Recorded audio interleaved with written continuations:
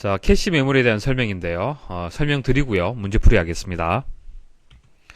캐시 메모리 말씀드릴게요. 자, 특징을 보시면은 CPU와 주기억장치 사이에 존재하는 고속의 버퍼 메모리다. 자, 버퍼 메모리는 장치들끼리 속도 차이의 문제를 해결해주는 메모리를 이제 총칭해서 이제 버퍼 메모리라고 얘기를 하는 겁니다. 그래서 캐시 메모리는 CPU하고 자, 메인 메모리가 있으면은 속도 차이가 있잖아요. 그죠? 자, 그 사이에 존재하면서 속도 차이를 해결해주는 그런 역할을 하는 겁니다. 그러니까 캐시 메모리는 메인 메모리보다 속도가 빠르다는 얘기예요. 자, 빠른 처리 속도를 갖는 CPU와 상대적으로 느린 주기억장치 사이의 병목 현상. 자, 이것은 서로 속도가 차이가 있기 때문에 생기는 그런 현상이다라고 보시면 됩니다. 자, 해결하기 위해서 사용을 하고요.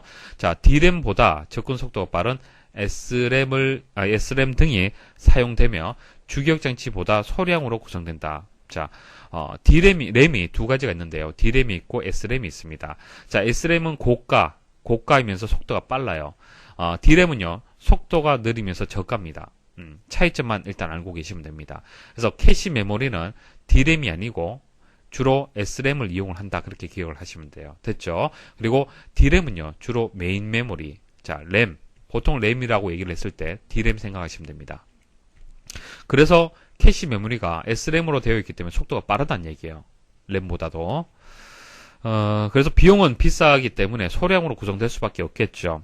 그리고 휘발성의 특징을 가지고 있습니다. 램이기 때문에 그래요. 자, 적중률이라는 것이 있습니다. 적중률. 자, 적중률이 있을 수밖에 없는 게 보세요. CPU가 주기억장치까지 가서 이렇게 데이터를 가져오는 방식이 아니죠. 캐시 메모리에 가서 가지고 옵니다. 자, 그런데 캐시 메모리의 용량이 주기억장치 용량보다 적습니다. 그래서 만일 데이터가 10개가 있다 그러면은 10개의 데이터 중에서 여기는 10개를 다 저장을 못해요. 그래서 1개, 2개, 3개, 그냥 3개의 데이터만 가지고 있을 수가 있습니다. 그럼 주기억장치에는 전체 데이터가 있겠죠. 자, 그럼 CPU 입장에서 내가 찾고자 하는 데이터가 1번이다 라고 했을 때는 캐시 메모리에 있기 때문에 바로 가져올 수가 있겠죠. 이때를 우리는 적중했다라고 보는 겁니다. 적중했다. 이해하시겠습니까? 자, 그럼 4번을 찾게 되면 4번은 없잖아요. 여기까지 가야 되잖아요. 그죠? 자, 이것은 적중이 실패했다라고 보는 겁니다. 자, 그러면 적중률이라는 것이 계산이 되겠죠.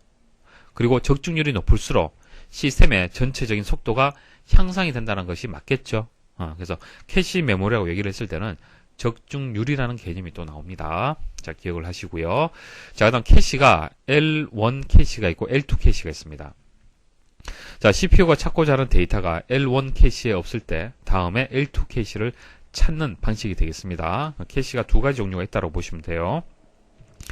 자, L1 캐시는 자주 반복되는 연산을 처리하기 위해 필요한 기억장치가 되겠습니다. 그래서 주로 CPU 내부에 있다고 보시면 되고, 그 다음 L2 캐시는 CPU가 데이터를 처리하는 동안 미리 CPU가 필요로 하는 데이터를 저장해두는 기억장치가 되겠습니다. 그래서 CPU 내부에 있거나 혹은 메인보드에 있어요. 그러니까 이 캐시 메모리가 그림상으로는 제가 CPU 바깥에 있는 것처럼 그렸지만 사실은 CPU 내부에 캐시 메모리가 같이 포함이 되어 있습니다. 포함이 되어 있고요. L1 캐시는 포함이 되어 있고 L2 캐시는 포함이 되어 있는 경우도 있고 바깥쪽에 있는 경우도 있고 그렇게 이해를 하시면 되겠습니다. 자, 개념적으로는 이제 L1 캐시는 책상 서랍이라고 보시면 돼요. 책상 서랍. 책상에 앉아서 여러분들이 어떤 물건을 찾을 때 서랍 먼저 찾잖아요. 그죠? 자, 서랍이 없으면 캐비넷에 찾겠죠? 자, 그런 개념으로 보시면 됩니다. 캐시 메모리에 관한 설명으로 옳은 것은 자, 맞는 것을 찾는 문제입니다. 1번 보시면은 중앙 처리 장치와 주기억장치 사이에 위치하여 컴퓨터의 처리 속도를 향상시키는 역할을 한다. 이거 맞는 설명이죠. 자, 나머지 보기 보도록 하겠습니다. 자, 램의 종류 중 D램이 캐시 메모리에 사용이 된다. 자, D램이 아니고요. SRAM이 맞습니다.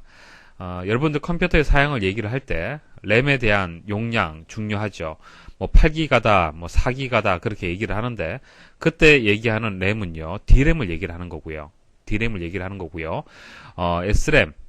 자, SRAM은 캐시 메모리에 보통 이용이 됩니다.